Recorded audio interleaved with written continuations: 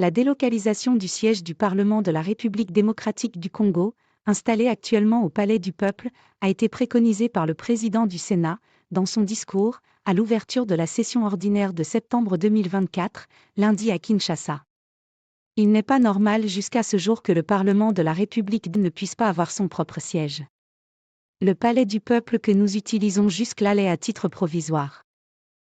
C'est pourquoi, de concert avec la Chambre sœur, nous devons profiter pendant notre législature pour doter notre Parlement d'un siège propre à lui, a dit Samalou Condé, président de la Chambre haute du Parlement, en présence d'un parterre d'autorités du pays dont la première ministre Judith Souminois, le président de l'Assemblée nationale Vital Kamerhe et du corps diplomatique accrédité en RDC.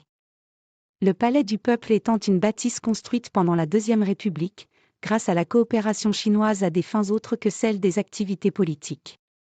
Cet édifice a été détourné ainsi son objectif originel. Eu égard à cela, Jean-Michel Samalou Condé a invité les sénateurs en tant qu'autorité budgétaire du pays, de veiller à cette initiative pour qu'un bâtiment parlementaire digne de ce nom soit légué à la postérité. Comme l'on peut s'en rendre compte, la grande salle des banquets, la salle des congrès, salle Kivu, celle des spectacles et autres espaces au sein du Palais du Peuple, ne sont plus utilisés comme ils l'étaient après leur inauguration. Et cela a engendré comme conséquence, la disparition des activités génératrices des recettes.